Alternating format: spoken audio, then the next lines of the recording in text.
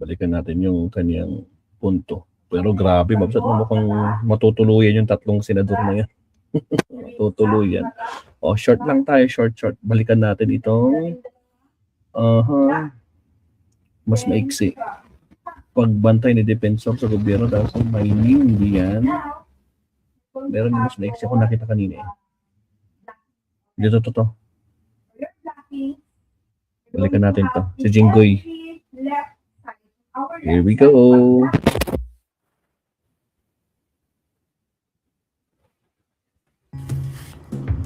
Wala nang maraming paligoy-ligoy pa.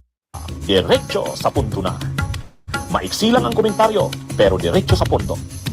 Maraming kuro-kuro, may tiwali, may totoo. Dito, sa puntong diretso tayo. Punto, diretso. Jinggoy guys, Jinggoy. Si Senador Jinggoy Estrada, lilipat umano mula sa minorya, papuntang mayorya. Ayan ha.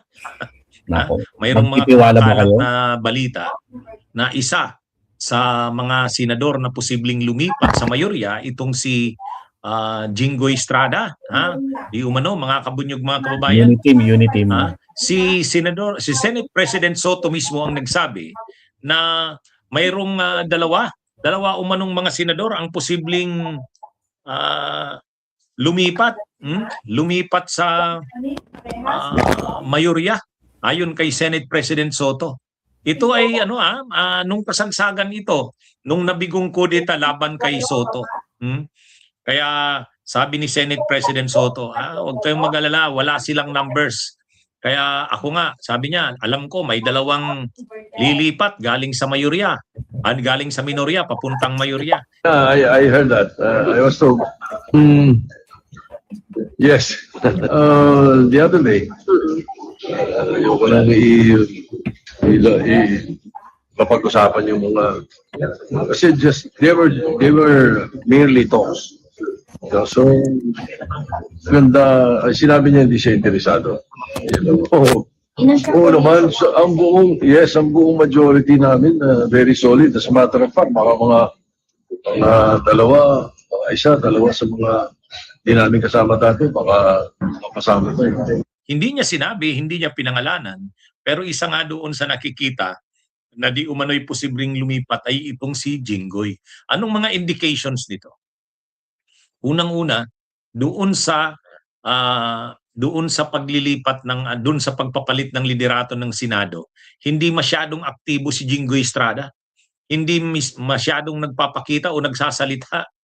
Actually, kapansin-pansin na matagal nang hindi nagsasalita masyado itong si Jinggoy Estrada. Siyempre, may problema kasi siya yung tungkol nga doon sa mga kaso niya doon sa anomalya sa flood control. Pero, ang isa pa doon, alam niya na mahirap ang kalagayan niya ngayon. Nasa minorya, kagrupo siya ng mga pro-Duterte. Maiingay masyado yung mga pro-Duterte kung ano-anong mga pinagsasabi. Ayaw na ni Jinggoy Estrada dagdagan yung problema niya malamang. Marami na nga siyang problema tapos sasama pa siya sa mga ingay at kung ano-anong mga pinagsasabi ng mga pro-Duterte. Kaya makikita rin natin, pagdating sa issue ng China, yung mainit ngayon na issue ng China, hindi rin sumama si Jinggoy Estrada. In fact, pumirma pa siya doon sa resolusyon. Yung 15 na senador na pumirma sa resolusyon para suportahan, para kondinahin ang pambabastos ng China kila Senador Risa, Senador Kiko Pangilinan at Commodore J. Tariela at kondinahin ang ginawa ng China. Si Jinggoy Estrada, kahit nasa minorya siya, sumama siya doon sa pumirma. Katunayan, mas ang bumaliktad pa nga yung nasa mayorya pero sumama sa minorya na hindi pumirma, si Pia Cayetano. Pero si Jinggoy Estrada hindi sumama sa minorya. Parang ito yata paramdam na ito na hindi na rin gusto ni Jinggoy Estrada yung ginagawa ng minorya. Kaya lang, ang problema naman dito, hindi naman ibig sabihin na sasama siya sa mayorya, hindi na matutuloy yung kaso niya. Hindi naman 'yun ang ano, iba namang issue 'yun. Kaya lang ang malinaw dito, mukhang nare-realize yata ni Jinggoy, problema ang dinala sa kanya ng pagsamay niya sa minorya. Problema ang dinala sa kanya. Ah, itong mga kasamahan niya kasi sa minorya, bara-bara sa mga pag-atake, bara-bara sa mga pagbira. Kaya kahit kahit si Jinggoy ngayon, mas pinipili niya ng manahimik, hindi masyadong nagsasalita, hindi masyadong visible. Hmm? Ah, ang dami niyang problemang kinakaharap eh. Kaya kahit dito sa leadership, itong pagpapalit ng liderato ng Senado, hindi rin masyadong nakialam, hindi masyadong nagpakita si Estrada, si Jinggoy. At saka dun sa resolution sa China, pumirma pa nga siya sa resolution. Anyway, abangan natin kung ano nga bang mangyayari dito kay Jinggoy Estrada. Ang malinaw dito, yung sinasabi ng minorya na sila, wala. Sa katunayan, kaya nga natatawa na lang si Senate President Soto. Sabi ni Senate President Soto, hindi siya naniniwala na magtatagumpay yung kudita laban sa kanya kasi wala ngang numero. Unang-una, wala si Bato. Paano sila makakatipo ng 13? Kaya nung araw daw na yon, na wala naman siyang natatanggap na parang manifesto o kaya sulat na nagsasabing karamihan na ng senador, more than 13, ay gustong magpalit ng liderato. Nang hindi niya natanggap yon, wala na siyang problema. At sa katunayan nga, ang sabi ni Senate President Soto, may 2 senador nga na posibleng lumipat galing minorya papuntang mayorya. Tang mga usap-usapan, si Bongo at saka itong si Jinggoy Estrada.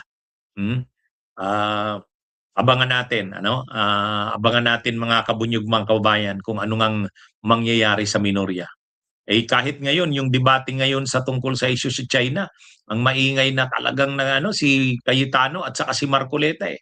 Pero yung mga kasamahan nila sa minorya, tulad nila Jinggoy Estrada, hindi naman nagsasalita. Si Joel Villanueva hindi rin nagsasalita.